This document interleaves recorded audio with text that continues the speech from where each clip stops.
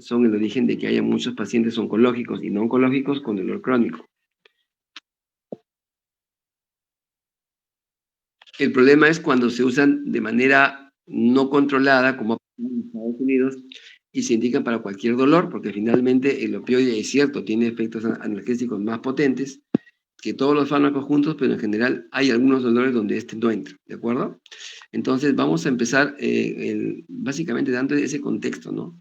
¿Dónde actúan de la fisiopatología del dolor los opioides? La que sigue, por favor.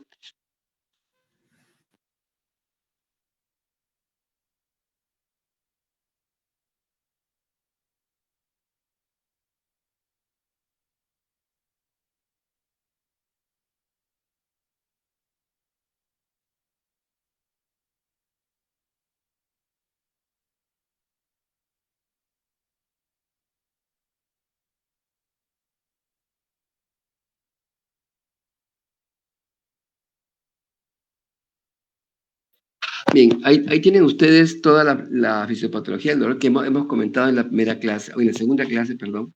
Y ustedes se dan cuenta de que hay 4 procesos, ¿no es cierto? ¿Dónde actúan más los opioides? Los opioides actúan más en el proceso de modulación y de percepción del dolor, ¿de acuerdo? Entonces, como son 2 procesos que de por sí ya están determinados en el organismo a través de opioides endógenos, lo que hacemos con los opioides sintéticos es básicamente reforzar esos mecanismos y originar una analgesia profunda. Pero no todos los dolores se van a calmar con opioides, ¿de acuerdo? La que sigue, por favor.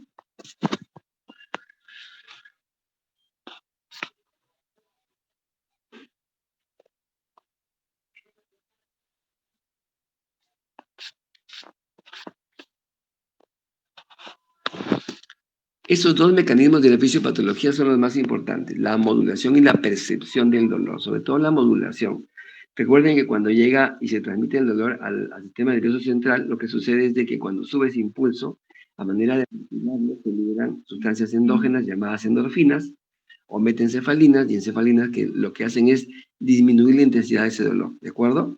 Ahí actúan los opioides potenciando ese efecto modulador y también en la parte de la percepción. Lo malo es que en la percepción también tienen funciones placenteras, quiere decir, nos dan una sensación de bienestar que finalmente es lo que puede originar un círculo de adicción, ¿de acuerdo? La que sigue, por favor.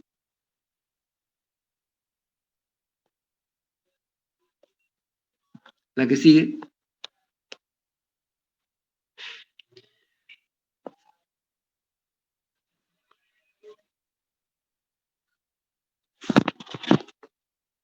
Ok, ahí tienen ustedes dos términos importantes, que son los opioides, que son derivados del opio, que tienen varios potenciales, son antiespasmódicos, son antitusígenos, son y también son analgésicos.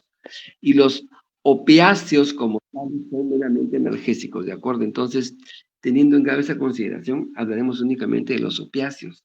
El efecto más importante que tienen esos opiáceos se da a través de la morfina, ¿no es cierto? Pero no es la única droga que vamos a comentar hoy día, hablaremos de otras.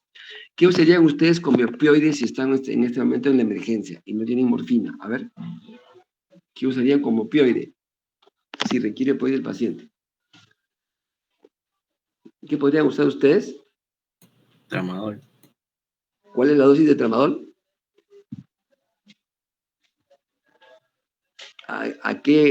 ¿A qué potencia está el tramadol? ¿Qué más podemos emplear aparte de tramadol que tenemos a la mano? En teoría a la mano. Podemos emplear tramadol, ¿qué más? Codeína, podemos también emplear, si es por vía oral, ¿qué medicamento? A ver, ustedes. Oxicodona.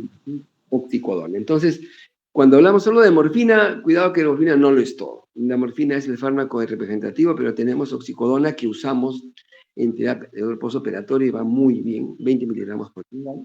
O usamos tramadol. ¿Por cuántas días se puede colocar el tramadol? A ver. 3 días por lo menos.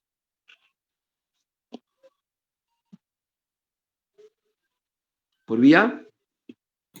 Intravenosa, intramuscular y subcutánea. También por vía oral. Ok, entonces esas vías que usamos para el dolor, sobre todo si es en gotas, lo podemos emplear inclusive por emergencia.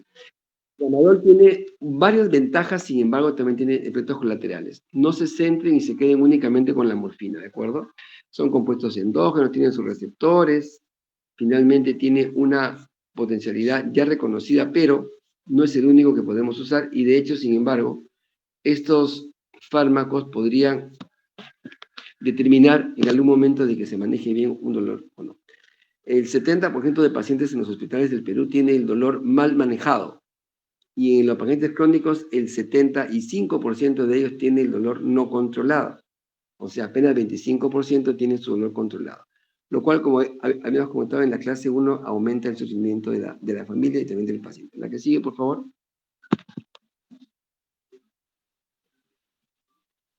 Okay. Ahí tienen el origen de los opioides. Miren que tenemos opioides naturales y opioides sintéticos.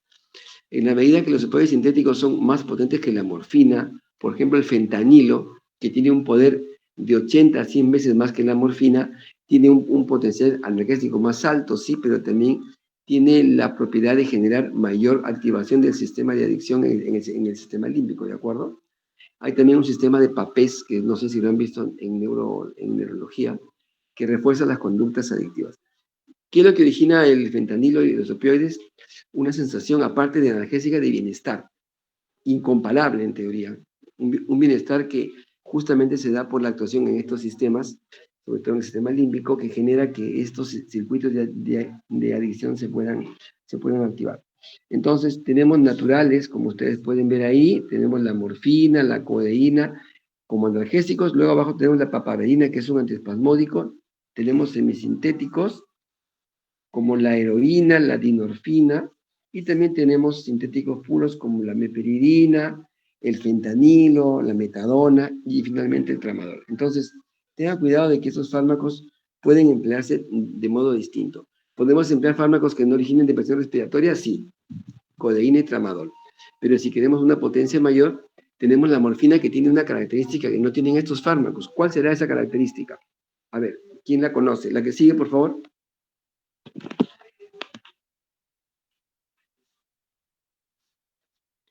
¿Cuál será esa característica de la morfina que no tienen los fármacos que estamos comentando? Ni codeína, ni tramadol, ni la oxicodona. La morfina no tiene techo. Yo puedo seguirla empleando y subiendo la dosificación al paciente a de su dolor. Si el paciente tiene mayor dolor, la puedo seguir incrementando y es el agonista puro más importante que tenemos. Sin embargo, también genera problemas que vamos a ver ahora. Los tres que ustedes han comentado antes no generan depresión respiratoria, por ejemplo, ¿no? Y la morfina sí. Ahí tienen los agonistas puros, la selectividad mu, la máxima actividad, la que sigue, por favor. Morfina, codeína, petidina. Tenemos también, un momento, a ver, este diapositivo, ahí está, muy bien. Petidina, codeína, metadona, fentanilo. La petidina se emplea por vía endovenosa en la unidad de cuidados intensivos en los pacientes cuando transitoriamente van a recibir analgesia. Fentanilo tiene una familia más grande. Son opioides sintéticos que tenemos sufentanilo, alfentanilo, remifentanilo, que se emplean básicamente en cuidados intensivos y en lo que es anestesia.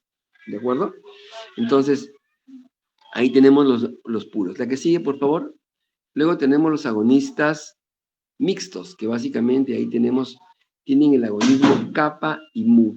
¿Cuántos receptores tenemos en los opioides? Mu, kappa y delta, ¿no es cierto? De esos receptores, miren, aquí hay un agonista mixto muy importante que origina analgesia, depresión respiratoria, acciones en el tubo digestivo en menor cantidad que la morfina y también originan una mayor disforia que la morfina. La que sigue, por favor. Ahí tenemos, abajo lo pueden ver, buprenorfina, butorfanol, nalbufina y pentazocina. Sobre todo la buprenorfina se emplea en parches que pueden durar de 7 a 15 días en los pacientes con dolor crónico y tienen una analgesia bastante importante y programada. ¿De acuerdo? La que sigue, por favor. Y acá tenemos un agonista mixto o en todo caso uno misceláneo, ¿no? Es un analgésico sintético, tiene una actividad agonista muy débil en el receptor, pero también inhibe la recaptación de serotonina y la recaptación de noradrenalina, o sea, tiene efecto antidepresivo.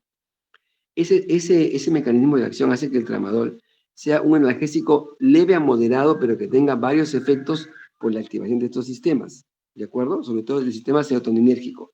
Hay extrapiramidalismo, rigidez de nuca, rigidez de extremidades, marcha táxica y todo eso cuando el paciente que usa el tramadol lo usa en dosis altas. La que sigue, por favor.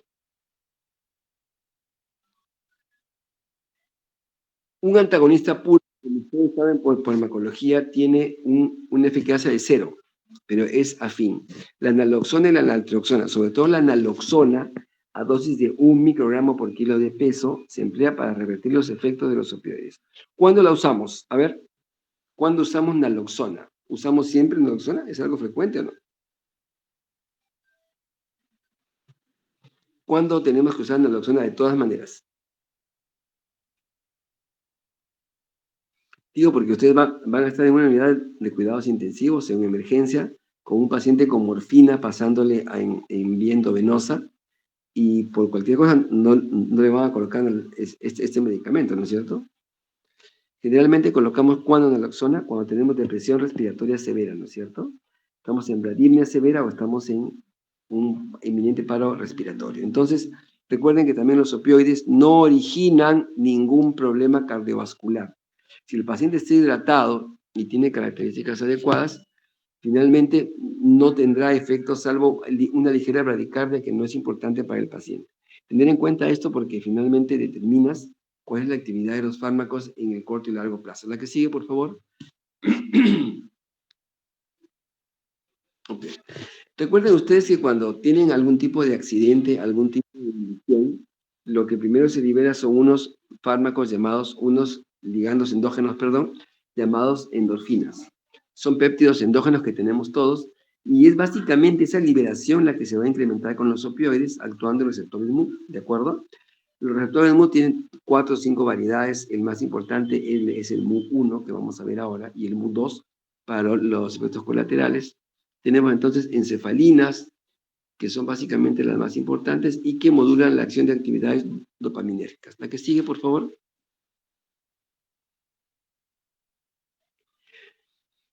Tienen la clasificación según el origen. Ustedes acaban de ver una diapositiva con sus divisiones más gruesas, las más importantes. Por la parte química tendríamos que ver que tenemos los derivados fenantrénicos y los derivados benzil-isoquinolínicos. De los fenantrénicos, básicamente tenemos que son fármacos que sirven para efectos analgésicos, y abajo tenemos los benzil-isoquinolínicos que tenemos finalmente que son de efectos antiespasmódicos. La papaverina y sus derivados tienen efecto antiespasmódico en el tracto digestivo. La que sigue, por favor. Ahí tenemos que en los fenantrénicos tenemos la morfina y la codeína. ¿Cuánto es el poder de la codeína respecto a la morfina? Generalmente la codeína es nada más un 30-40% de este poder de la morfina. Sin embargo, también tiene buen poder analgésico. Y aparte de que es analgésico, también la codeína tiene poder antitusígeno, ¿de acuerdo? Es menos sedante y deprime menos lo que es la ventilación de los pacientes. Un punto aparte requiere que su administración generalmente subcutánea está exenta de riesgos, sea de la morfina o de la codeína. Entonces, cuando queremos evitar efectos colaterales respiratorios, no usen la vía endovenosa. Punto, nada más. Si van a usar la vía endovenosa en el paciente porque lo amerita, se hace con un monitoreo de la frecuencia respiratoria y un monitoreo, obviamente, de la oximetría de pulso. Si alguno de ellos falla, tenemos que recapitular la dosis, ¿de acuerdo? La que sigue, por favor. Miren abajo, posee acción en el músculo liso, que básicamente es relajante, que ya hemos comentado. La que sigue, por favor. Y ahí tienen los semisintéticos. El más importante quizás de aquí, que seguramente está en desuso completamente, es la heroína. ¿Quién ha suplantado a la heroína? La heroína es complicada de producir, es cara, y obviamente cualquiera la detecta en algún lado. ¿Por qué ha sido suplantada la heroína actualmente? ¿Qué han visto ustedes? ¿Qué han escuchado? Poco a poco va a ser suplantada por otra droga que dura menos tiempo, que es más barata, pero genera mayor euforia y mayor estado de placer. ¿Cómo se llama esa droga? No han visto. Este fentanilo, la heroína es cara y requiere básicamente que esta heroína sea procesada, sea calentada, luego de calentada sea colocada en una jeringa, luego una jeringa ubicada en una vena, y luego de la vena el efecto es más prolongado. Esa es quizás la desventaja, entre comillas, ¿no? El fentanilo se puede colocar directamente, no requiere procesamiento, se almacena en cualquier frasquito que tengas por ahí, no requiere refrigeración, no se va a corroer. Entonces, no solo por el mantenimiento del fármaco, sino por la eficacia es bastante más potente. Lo malo es que su duración es más corta, de manera que en media hora, 40 minutos, tú tienes el estado inicial.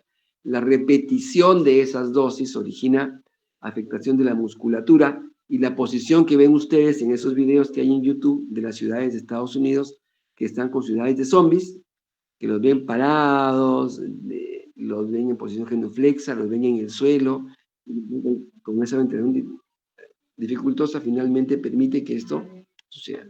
La oxicodona es un medicamento muy importante. Me permite hacer, por su vida media prolongada, una medicación de opioides en un paciente sin que tenga el problema de la dificultad respiratoria y con una mayor potencia que la morfina. De modo que, si hay un paciente posoperado o un paciente con dolor crónico y yo quiero quitarle la morfina, lo paso a oxicodona que me da muchas mayores ventajas. ¿De acuerdo? La que sigue, por favor. Ahí tenemos hipnoanalgésicos, tenemos el tramadol, la metadona, tenemos la buprenorfina ya comentada y la meperidina. Miren que abajo está también el fentanilo en parches. Cuando veamos la vía transdérmica en los opioides, son fármacos que se emplean de 7 a 15 días por parche. Son de larga duración y permiten un nivel plasmático bastante cercano a lo terapéutico en la mayoría de pacientes. ¿Qué es lo que sucede? Si tengo dolor en esos periodos, puedo elegir colocar otro fármaco opioide para que haga sinergia de manera temporal, manteniendo siempre la escala análoga visual en menos de cuánto debo mantener a ese paciente para que esté controlado, entre comillas. ¿Cuánto digo que no está controlado en un paciente oncológico? A ver, ¿se acuerdan de la escala análoga visual? ¿En cuánto debería estar? ¿En menos de cuánto?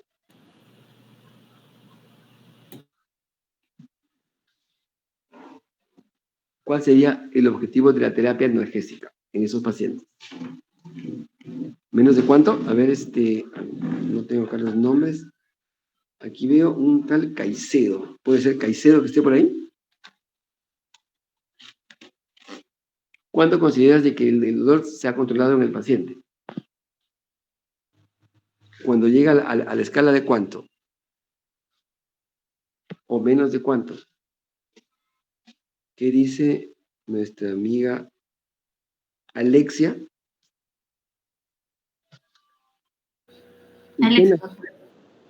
Alexia, ¿está bien?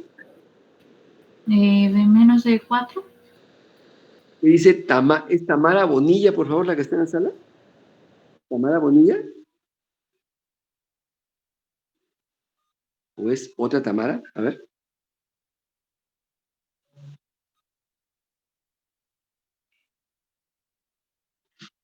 Creo que Tamara no está, perfecto. Bonilla no está. Entonces, el objetivo es menos de 3. Que el paciente tenga 3 o menos de 3 y de esa forma podamos decir que está controlado el dolor. ¿Qué pasa si el paciente no controla su dolor? Aumenta la frecuencia cardíaca, aumenta la presión arterial, aumenta el consumo de oxígeno y el manejo de opioides se vuelve necesario porque finalmente nos permite manejar toda la respuesta fisiológica del paciente al dolor. ¿De acuerdo? La que sigue, por favor. ¿En qué receptores actúa? La que sigue, por favor.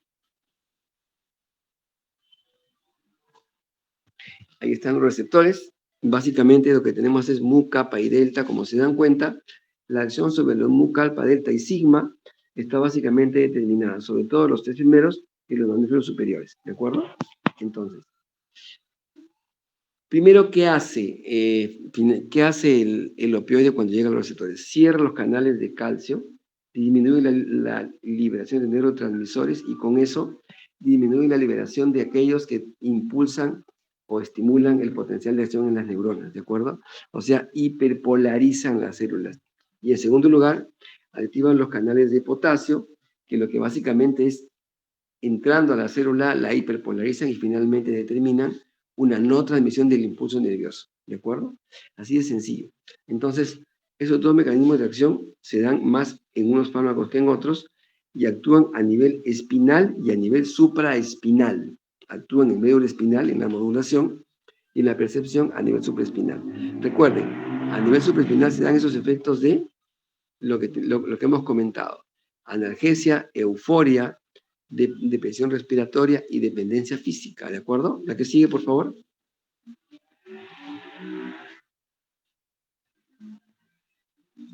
Ahí está, miren qué hace cada receptor. Lo malo de estos opioides es de que el mismo receptor que origina la analgesia, la más importante de las acciones de los fármacos, también origina la depresión respiratoria y la dependencia física y psíquica. O sea, es inseparable el efecto analgésico más potente de los efectos deleterios, ¿de acuerdo? Predominan sobre todo en áreas asociadas con la percepción del dolor, se activan por la beta-endorfina y estas dos formas que tenemos, finalmente, dos formas básicas y una intermedia, permiten de que los efectos analgésicos se perpetúen. Miren que los efectos M2, que están viendo ahí, o MUSUP2, son responsables de que haya hipomotilidad del tubo digestivo e hipomotilidad de lo que es el tracto urinario, ¿de acuerdo? De manera que los efectos colaterales serios, como la ventilación, y los más molestosos, como los digestivos, que es la constipación o estreñimiento en el paciente con opioides, se deben al mismo receptor que justamente origina la analgesia. La que sigue, por favor.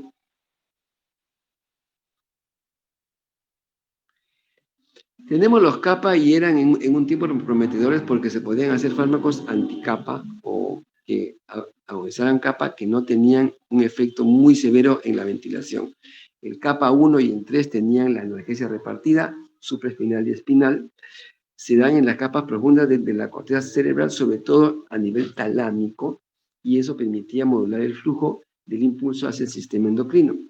Sin embargo, bueno, la analgesia es de menor calidad y la depresión respiratoria es mucho menos evidente con estos receptores. Sin embargo, como repito, los fármacos anti-kappa se han investigado, pero no se ha llegado a una etapa concluyente en la cual supere alguno de ellos a la morfina. ¿De acuerdo? La que sigue, por favor.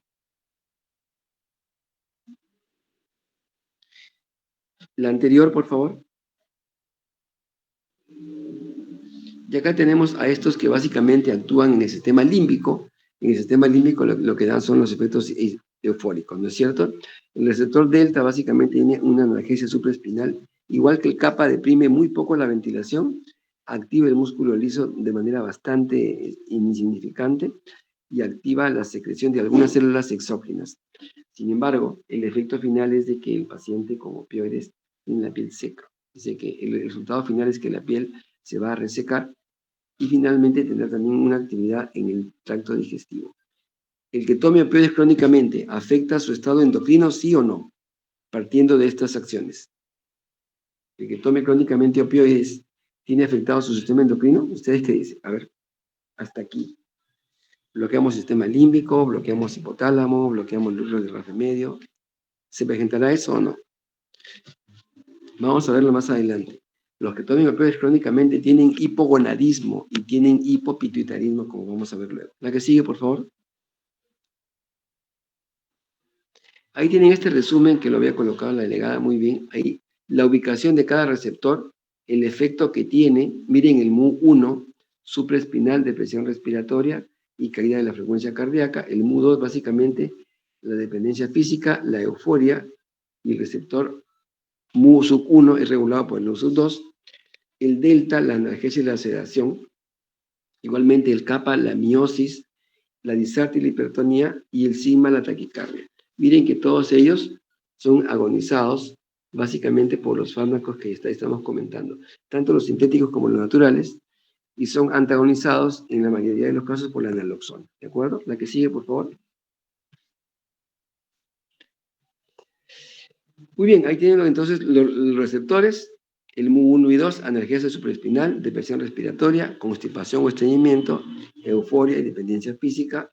Tenemos abajo el sigma, disforia y alucinaciones. Tenemos el kappa, que habíamos comentado tiene menor calidad de analgesia, sin embargo, mantiene un potencial interesante. Origina miosis, sedación y disforia. En cambio, el receptor delta tiene básicamente una afectación clara en el sistema afectivo. Hay que notar que cada uno tiene una diferencia, pero se complementan finalmente. Y el efecto de la morfina es en todos ellos, ¿de acuerdo? Por eso es que tiene tantos efectos colaterales y a la vez tantos efectos benéficos. La que sigue, por favor. Ahí tienen un resumen que tranquilamente viene en el examen. La analgesia, la depresión respiratoria, de qué receptores depende. Y si se dan cuenta, el receptor mu es el más importante para la analgesia, pero también para prácticamente todos los efectos colaterales, ¿de acuerdo? Tenemos la hipotermia, tenemos los cambios de conducta, la dependencia física, los síntomas digestivos, sobre todo los receptores muy kappa, y también tenemos la diuresis que generalmente se va a inhibir. El paciente que toma morfina se le coloca siempre la posibilidad de una sonda urinaria porque hacen retención urinaria. ¿La que sigue, por favor?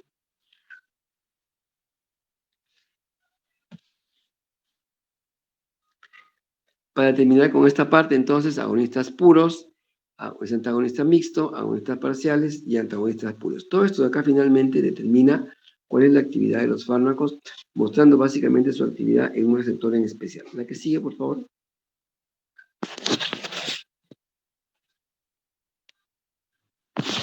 Ahí tienen ustedes la lista de agonistas puros, pero pensemos arriba, en ese título que está en azulito, dolor moderado y dolor intenso. ¿Qué usarías de fármacos? Ahí están en ese orden: morfina, piridina, fentanilo, levorfanol y metadona. Dosis altas de tramadol originan un efecto bastante inferior al de morfina o al que da la piridina. Sin embargo, para el dolor moderado que tenemos aquí en la parte más inferior, vemos de que entra nuevamente la codeína y fármacos de menor poder. La hidrocodeína, la codeína, el dextroproxifeno, el tramadol y la oxicodona, ¿de acuerdo? Abajo tenemos antagonistas, agonistas. El más importante, ¿cuál es de estos de acá? Es el butorfanol y el agonista parcial, la buprenorfina. Todos ellos son fármacos que se emplean y generalmente tienen que tomarse en cuenta para la terapia analgésica, siempre y cuando el paciente no reciba morfina. Si recibe morfina, lo que hay que hacer es aprovechar su dosificación y darla hasta que se puedan ver efectos colaterales. La que sigue, por favor. Muy bien. La analgesia. La analgesia, que es la causa de dar opioides, básicamente es producida en una situación que requiere un rápido control y de una vía adecuada, en este caso la vía endovenosa, ¿cierto? La analgesia es básicamente selectiva, debido a que no afecta otra sensación, no afecta otra modalidad sensorial, ¿ok? Si el paciente tiene una contractura muscular, ahí no hay ningún motivo para usar opioides y seguramente ese dolor no va a calmar, ¿de acuerdo? Si tiene una metástasis ósea, ahí lo mejor es usar antiinflamatorios no esteroideos, ¿ok? Los opioides actúan principalmente a nivel del sistema nervioso central, afectando el sistema conductor de la información, lo comentamos, la modulación, el sistema modulador y las estructuras comprometidas en la percepción, en el componente afectivo del dolor. La que sigue, por favor.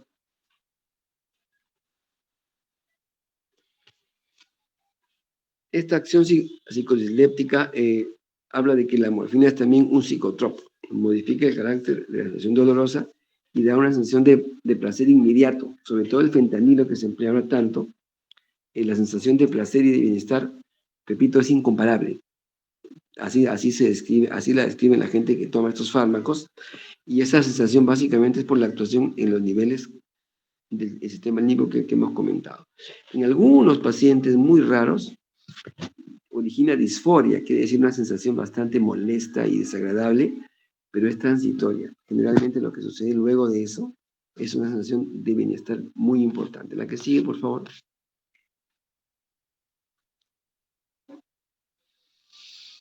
A ver, hay una alta densidad de receptores mu, kappa y delta, sobre todo mu en el hipotálamo.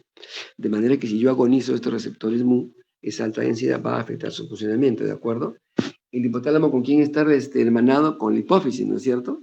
Y la hipófisis finalmente es la encargada de secretar la mayoría de hormonas que tenemos circulando.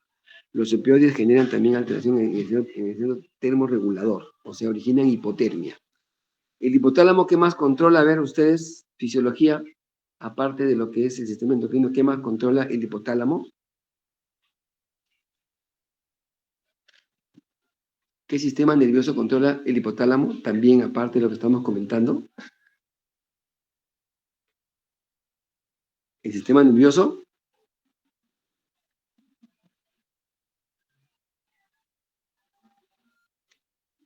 autónomo, el sistema simpático y parasimpático, ¿no es cierto? Entonces, también son afectados cuando colocamos altas dosis de morfina. La que sigue, por favor.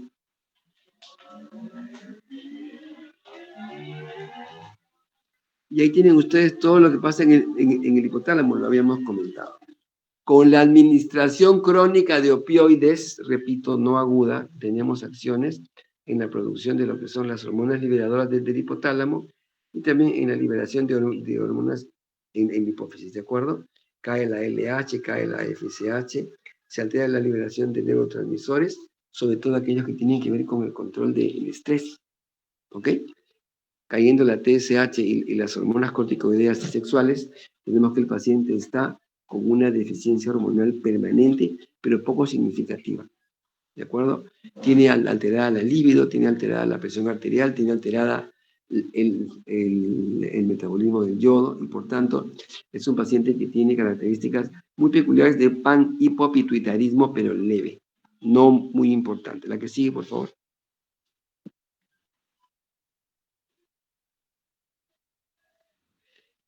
¿Qué pasa con la ventilación? ¿Recuerdan qué es aquello que hace que el centro respiratorio funcione? ¿Qué pasa? ¿Cuál es ese elemento que hace que uno respire cada vez más hondo, más profundo y más frecuentemente? ¿Recuerdan? Que se debe acumular en sangre para que yo mi centro respiratorio lo active y ventile más rápido. ¿Qué se debe acumular?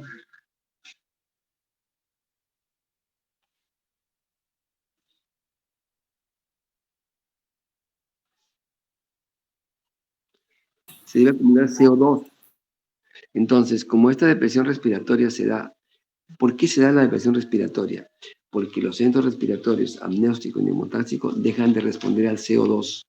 Ya no responden al CO2 que se acumula. Por tanto, el CO2 se incrementa, origina hipercarbia, y esa hipercarbia lo que va a originar finalmente es edema cerebral, ¿de acuerdo? Entonces, miren, la respuesta de quimioreceptores aórticos y carotídeos a la caída de CO2 no está afectada la caída de los centros respiratorios. Eso es progresivo, es lento, no sucede de inmediato y puede que se mantenga 3 horas luego de que se ha sucedido el evento. La que sigue, por favor. Ahí están explicadas las razones. La que sigue. Ahí está. Cae la capacidad de respuesta, aumenta el umbral apneico, disminuye el impulso ventilatorio hipóxico y altera el patrón ventilatorio. Acumulando CO2, yo tengo que ese centro ventilatorio, que no responde al incremento de CO2, origina vasodilatación cerebral y posiblemente un edema que progresivamente puede llevar a la muerte del paciente. La que sigue, por favor. En teoría no tiene efectos hemodinámicos importantes, ya hemos comentado que básicamente baja la frecuencia cardíaca y ligeramente la presión arterial, lo cual es más evidente en el paciente que está deshidratado. Pueden producir vasodilatación arteriolar y una caída de la poscarga, ¿de acuerdo? Inhibiendo el reflejo vasoreceptores de manera discreta. Esta dilatación puede que estimule a algunos receptores MU en el núcleo solitario que tenemos en el tallo cerebral. Una cosa importante de la morfina es que libera histamina. ¿Y eso qué síntoma va a originar cuando se libera histamina? ¿Qué pasa cuando liberamos histamina? ¿Qué síntoma tenemos? ¿Urticaria? Prurito. Urticaria es un síndrome. El síntoma se llama prurito. De manera que sobre todo cuando colocamos la morfina vía peridural o raquídea, ahí nos damos cuenta de que hay prurito importante. La que sigue, por favor.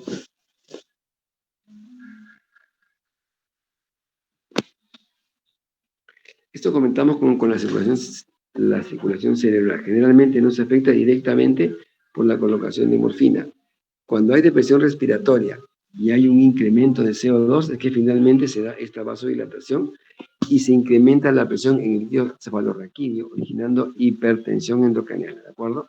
Entonces, tener cuidado esto, que no sucede cuando mantenemos la ventilación por la ventilación mecánica. Si disminuye el esfuerzo ventilatorio de un paciente que está recibiendo morfina, atentos porque eso puede originar una depresión mayor. La que sigue, por favor.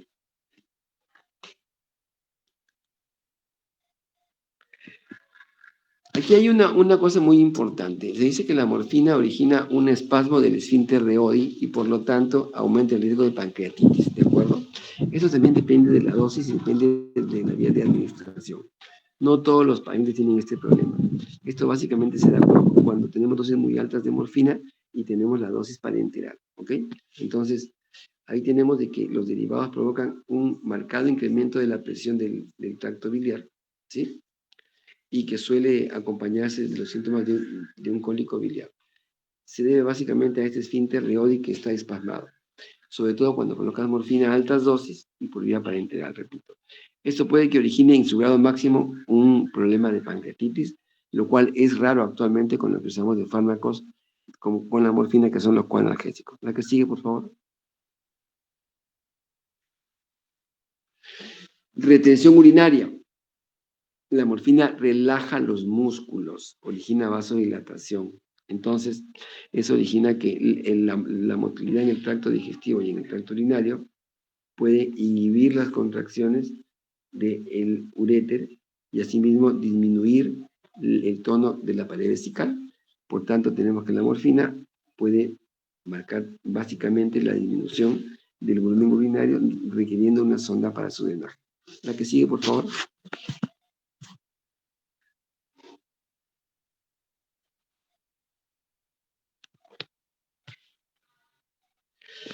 Hace mucho tiempo, en la década del 60, cuando una mujer estaba en trabajo de parto, le colocaban morfina. Le colocaban 3 miligramos, que duraba más o menos media hora, hasta que tenía las contracciones y todo eso. Bueno, cuando han nacido varios niñitos con síndrome de abstinencia, se dieron cuenta de que la morfina no era la alternativa para eso, para el manejo de dolor por el parto. Relaja el cuello uterino, es cierto, reduce la intensidad y la frecuencia de contracciones, pasa a la placenta y podría originar efectos muy marcados en el recién nacido. Además, en el sistema inmune, puede que el uso de heroína se vea asociado con respuestas linfoproliferativas alteradas. La que sigue, por favor.